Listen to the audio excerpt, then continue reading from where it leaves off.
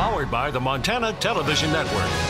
This is the 530 News on Q2, Montana's news leader.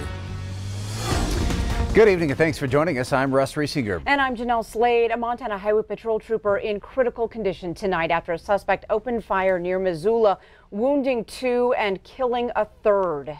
Now that suspect taken into custody nearly 7 hours after those 2 separate shooting incidents is a Montana Highway Patrol trooper, Wade Palmer, fights for his life this evening in a Salt Lake City hospital.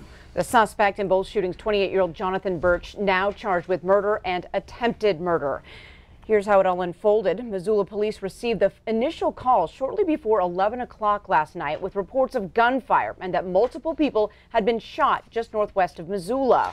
Now the suspect, identified as Birch, fled the scene. Trooper Wade Palmer located the suspected vehicle about 10 miles away and near a casino there on Highway 93 North. Again, this all began with 3 people shot at the Stone Creek Lodge, one of them now confirmed dead. Police aren't sure what the connection is between the suspect and the victims or a motive. Now, shortly after midnight, another trooper arrived there at the Evero Bar and Casino after Trooper Palmer reported spotting the suspect's car, only to find Trooper Palmer wounded, still seatbelted in his patrol car. Then just after 6 this morning, Missoula County Sheriff's Department officers arrested the suspect without incident. Trooper Palmer was airlifted to Salt Lake City, where he was last reported in critical condition. You know, this is one of those things where we all know it could happen. You know, we all leave our homes at the beginning of our shift. It's always in the back of our minds that it could happen. There's always that question of whether we're going to come home that night or that next morning. But when it actually happens and you see it and you know that person, or maybe you've worked with that person, it really hits hard. And you know, we consider that law enforcement is one big family, and in this particular case, Trooper Palmer is one of our brothers. And you know, we're praying for him, and our hearts are breaking for him and his family and the whole department. Well, Trooper Wade Palmer has been with the Montana Highway Patrol since 2012. He's stationed in Detachment 112 there in Missoula. Trooper Palmer has a wife and 2 young children. In 2015, he was awarded the patrol's highest honor, the Medal of Valor, for his heroic life-saving efforts at the scene of a multi-vehicle crash involving a mother and her young children. Governor Steve Bullock releasing this statement today. Quote, Lisa and I are heartbroken to hear that one of Montana's finest is in critical condition. Trooper Wade Palmer showed extreme courage in the face of danger early this morning, and I know that his actions made our state safer. In part, he went on to say his family and colleagues are in the hearts and prayers of all Montanans. A legal battle continues to heat up surrounding a massive sexual abuse case that has rocked Miles City. Today, attorneys for the 32 men who said they were sexually abused by their former high school athletic trainer are rebutting a claim by the school district that claim items in the case are legally improper and should be dismissed. 79-year-old James Jensen pleaded guilty to federal charges of coercion earlier this week. He told the judge he is guilty of abusing 100 boys during his 30-year tenure at Custer County High School. Plaintiff's attorneys are taking issue with the school district's defense as evidence and interviews are still being collected prior to a jury trial. They say new evidence shows former coaches and administrators knew there was sexual conduct taking place and failed to take action. They also say the district's timing of when Jensen left the district is wrong in light of new evidence. And we've got complete coverage on today's filing on KTVQ.com. Westmoreland Coal Company has emerged from Chapter 11 bankruptcy, assuring Colstrip Power Plant a contract through the end of this year. But after that is uncertain. Westmoreland owns the Rosebud Mine, which feeds the Colstrip Power Plant, the Absolica mine there in south central Montana, and the Savage mine near Sydney. The future of these mines is unclear, but Westmoreland will honor its sales contracts with Colstrip and the others. But the new ownership group has not stated if it will continue supplying Colstrip. Now, Colstrip leaders are already searching for a possible replacement source if that mine is no longer an option.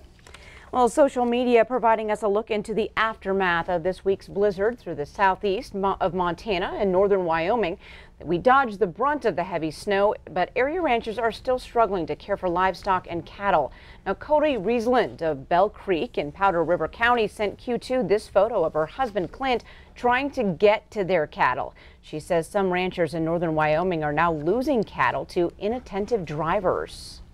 Those county roads, those gravel roads, are about the only dry spot in the country. And, you know, those cows will go up on the road to get away from the snow. And people aren't paying attention, like oil field drivers and stuff like that, and they'll run over the cows.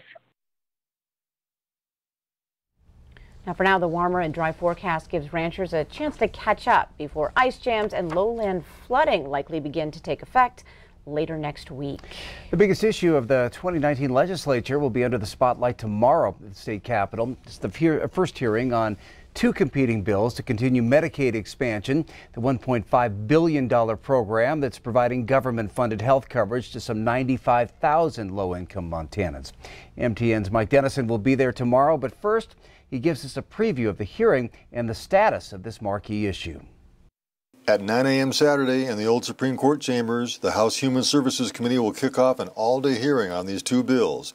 They start with House Bill 425, the proposal from Democratic State Representative Mary Cafaro to extend the current program with a few minor changes. Then in the afternoon, the 19-member committee will hear House Bill 658, the Republican alternative, sponsored by Representative Ed Buttrey of Great Falls.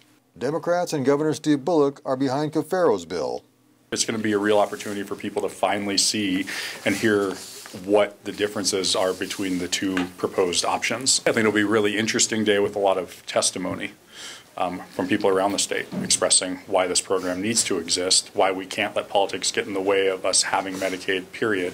But Republicans, of course, control the majority at the legislature and on the committee, and they're looking to put some restrictions on the program.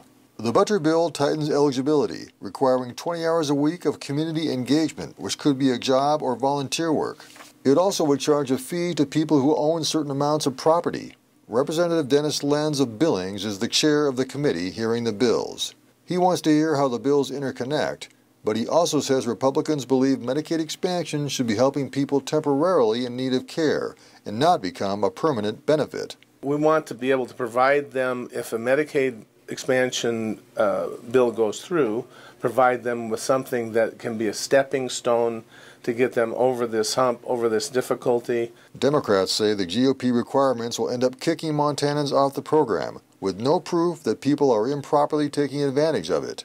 We've heard talking points and we've heard innuendo, but I have yet to have somebody actually show me data that supports any of those claims. Scores of people and lobbyists will be testifying Saturday on the two bills, and then panel members will ask questions, wrapping things up around 5 p.m. Supporters of Medicaid expansion also are planning a big rally at noon in the Capitol Saturday, right outside the hearing room. Buttrey's bill is clearly the one to watch, for Medicaid expansion won't pass without at least some Republican votes. But what will it look like if it comes out of committee? We won't know that until next Friday, when the committee plans to vote on both bills. At the Capitol, Mike Dennison, MTN News. And we'll have full coverage of that hearing this weekend on Q2 News. Coming up, we introduce you to the new head honcho of the KOA. And I'm Casey Conlon inside Rimrock Auto Arena. Teams are just getting ready to come out of the locker rooms for the night session. Coming up in sports, we'll show you how the Frontier has fared so far in round 2. And for the wearers of the green, it looks like this weekend's going to be a pretty nice St. Patrick's Day. In fact, it's just going to be kind of quiet weather-wise. We'll tell you all about it coming up in a few more minutes. You're watching MTN News with Jeanelle Slade and Russ Riesinger. Storm Tracker weather with Bob McGuire. And sports with Scott Breen. This is the 5:30 news on Q2, Montana's news leader.